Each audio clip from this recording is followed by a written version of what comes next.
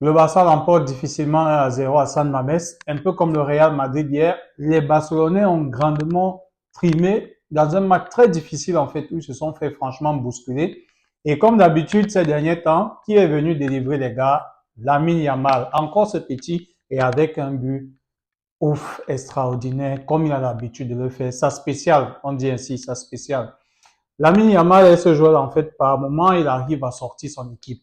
Et c'est tout ce qui manque actuellement au Real Madrid, où, lorsque les gars sont coincés, il n'y a pas un des leaders offensifs, je précise, qui va venir faire le taf. Hier, c'est Chouameni, par exemple, qui a délivré les gars, et puis Valverde aussi avec le but final. Mais les joueurs offensifs, Vinicius, Mbappé n'est pas là. C'est vrai, il a souvent fait par moment, mais Vinicius, Mbappé, dans les matchs compliqués, on ne s'en sort pas de la même façon. C'est vrai, d'aucuns diront que la chance ou bien ci ou ça, mais n'oublions pas également, le Real a trimé de la même façon. Et c'était hyper difficile.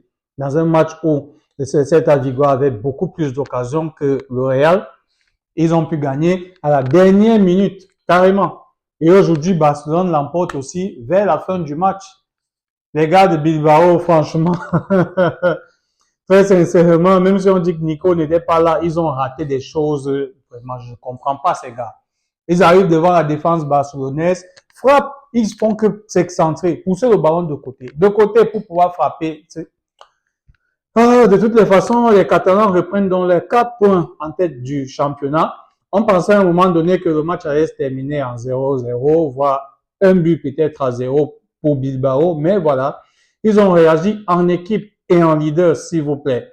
En gagnant ainsi, ils ont la possibilité de préparer leur match aller de huitième de finale la semaine prochaine de la meilleure des façons. On voit toujours un Barça en fait à la limite avec leur système de défense haute, très haute.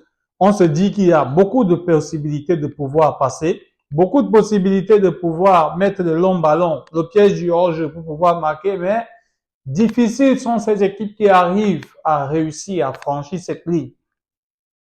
C'est vrai, on a souvent critiqué Flick et tout, mais il faut se rendre compte, à l'évidence, c'est quoi? C'est que par moment, ça ne donne pas, mais la plupart du temps, ça donne.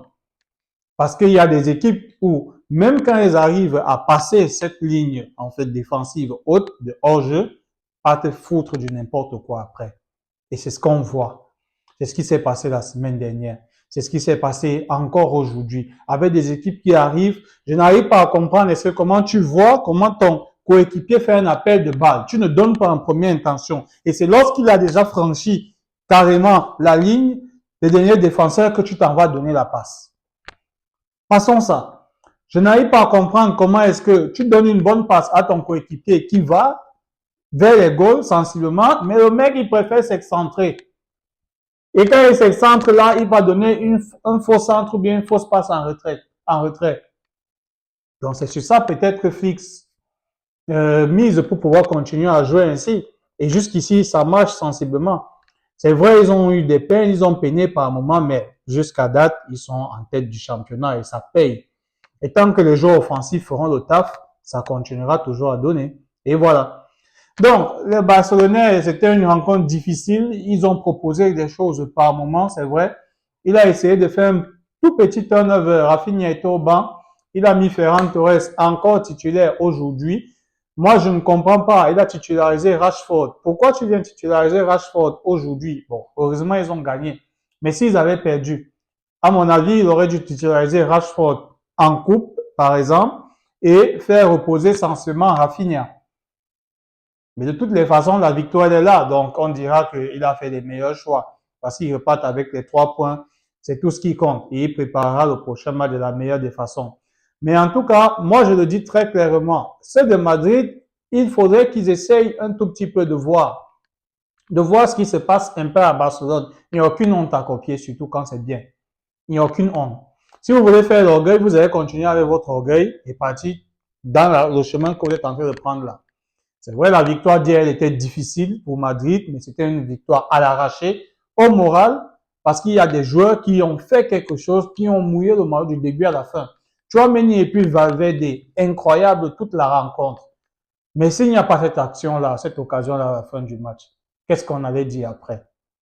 Si ces occasions ne se présentent pas, qu'est-ce qu'on va dire? Il n'y a pas une occasion claire. Un match comme ça, Vinicius, il faut marquer, il peut essayer de faire les choses un genre. Ça veut dire quoi ça, Vinicius? Un match aussi critique que celui-là. On veut marquer, c'est toi le seul leader offensif, tu veux faire des trucs, voilà ce qui passe dans ta tête. Au lieu de jouer collectif. On a un joueur où on fait une contre-attaque, par exemple, ou bien il a le ballon sur le côté. Tellement on a que des milieux de terrain derrière remplis, par exemple, il n'y a pas, les gars ne se projettent pas vers l'avant dans la surface adverse, pas du tout. Pas du tout. Vinicius, il va accélérer, lorsqu'il est coincé, il va essayer de faire un centre du pied gauche, qui est à l'axe pour pouvoir récupérer le ballon. Un joueur, et le reste, ils sont où? Ils sont derrière, à essayer de faire quoi? Probablement bloquer une contre-attaque de l'équipe adverse. C'est à ça qu'on est réduit. C'est à ça. Il n'y a plus de montée offensive. Pas du tout. Des jeunes ne sont pas au rendez-vous. Ada Güler se demande pourquoi c'est lui qu'on change. Il foutait quoi depuis? C'est vrai quand même que concernant son remplacement, Ada Güler, je me pose des questions un tout petit peu. À ce moment-là, Arbeloa n'aurait pas dû faire sortir Ada Güler. Pas du tout. C'était pas le joueur à faire sortir. Celui qu'on attendait hier, sensiblement, en étant titulaire, c'était Brahim. Brahim n'a rien fait. Et à ce moment-là, il nous fallait un avant-centre. Il nous fallait l'avant-centre. Il devait faire entrer Alvaro. Il devait faire entrer Gonzalez en attaque. Et de faire sortir Brahim. Mais il préfère enlever un milieu de terrain pour faire entrer son petit. Ses choix hier étaient un genre. Le résultat, on va dire oui, oui, mais les choix d'Abeloa, le match en question, ça laissait vraiment à désirer. Le timing n'était pas bon. C'est vrai, Ada Güler devait sortir le match en question, mais son premier changement, ou à la limite, s'il voulait, qu'il change, il enlève Ada Güler et puis il fasse entrer l'avant-centre, Gonzalo, tout simplement. Il repositionne Brahim un tout petit peu bas ou bien carrément joue en 4-4-3, tout simplement. Mieux le fait faire entrer un milieu de terrain, même si on va dire que le milieu de terrain était bon, c'était pas le bon timing à mon avis, pas du tout. C'était pas le bon timing de faire ce choix-là. Maintenant, par après, il va faire sortir donc Brahim, Gonzalo Hang, on connaît ce qui a suivi et tout. La prestation n'était pas toujours bonne. Pas du tout. Et moi, comme je le disais tantôt, il n'y a que deux joueurs. Et en plus, ce sont les deux joueurs qui ont marqué. Chouameni et puis qui? Et puis Valverde. Avec son brassard, il a mouillé le maillot défensivement, offensivement. Il a essayé de se projeter à plusieurs reprises. Et à la fin, ça a payé. Parce qu'il a essayé de se projeter, de proposer. Lorsqu'on n'avait pas le ballon sensiblement, on le voyait redescendre et former littéralement une défense à 5. Il venait toujours soutenir qui? Arnold.